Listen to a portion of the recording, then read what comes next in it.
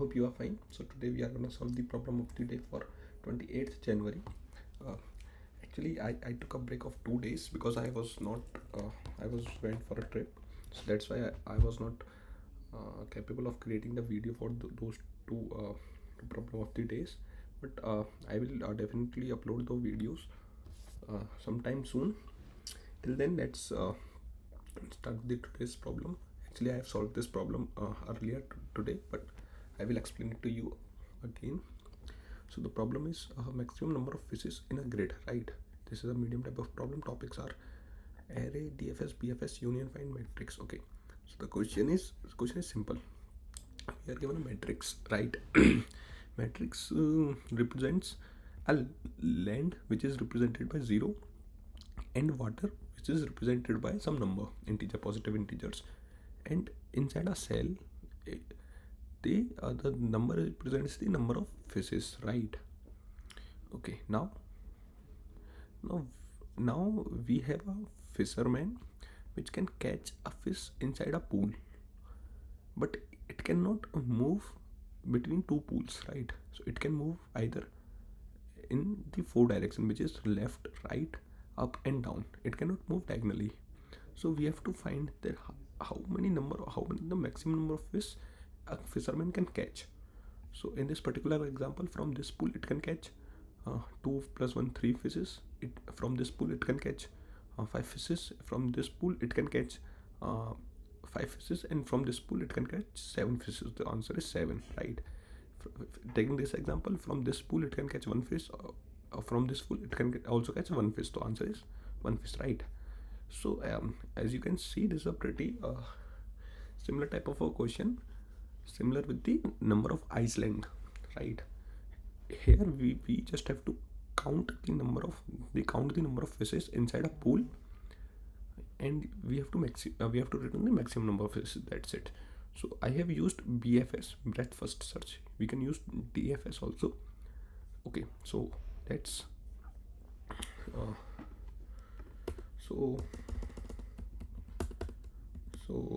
I'm using BFS.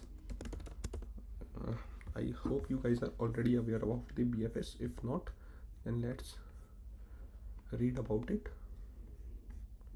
Okay, not here, but BFS. So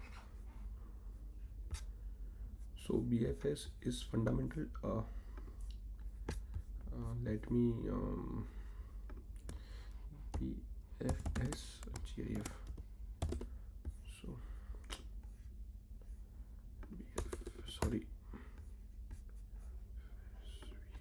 BFS.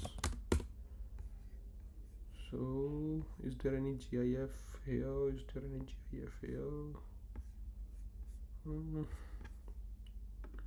Animation. Sorry guys, let's see if it is. Yeah, so as you can see, it is something like that. It traverses to the breadth, right? It starts with some node, it then traverses to all its neighbors, then it then travel all its neighbors, right? So let's take this example. If it is running, no. Okay, let's take this example. Yeah, see, it is traversing the neighbors, right? As you can clearly see. Okay guys, you can search by your own, you can read BFS by your own. Till then, let's solve this problem. First, take the time complexity of BFS. Time complexity of BFS is nothing but ON, where n is n cross n, right? Space complexity, nothing but n is m cross n, right? Similar, n cross m. So given constraints, we can solve this, guys. This is nothing, I mean we can solve this using native approach also, but okay guys, anyways, so this is our direction matrix, which is nothing but direction coordinates. Like if we are in 0 and 0, so first we move to 0 plus 1, then we move to 0 plus minus 1, then we move to 1 plus 0, then we move to minus 1 plus 0, right? Nothing. And we are starting with the 0 0 comma 0. M is the length of grid, n is the width of grid. Maximum answer is equals to 0 now. So we will iterate through every cell first, right? We will iterate through every cell, and if we found any pool, right, if grid of I comma j is greater than 0, then we found a pool, then we will apply the BFS on that pool. So suppose we have found the pool here, and we will apply BFS here, right? So we will cover all the pool in single iteration. So we are using a queue. This is how we are doing BFS, breadth first search. So we are creating a queue. We will append the coordinate of the first coordinate in the pool. Then we will iterate through its neighbor and append the neighbors in the pool, and again doing the same thing, and we will mark the iterated territories, right, visited territories. So that's how we will do the BFS. So here we are creating a queue. We will append the initial cell. We will initiate the answer. The answer means the number of fishes inside the pool. Then length of pool greater than length of queue greater than 0 means we have unvisited cells inside the queue right now, which is unvisited cell of the pool is still there, right? So so then we will extract one cell. We will remove it from the queue. We will add the number of fishes in the answer.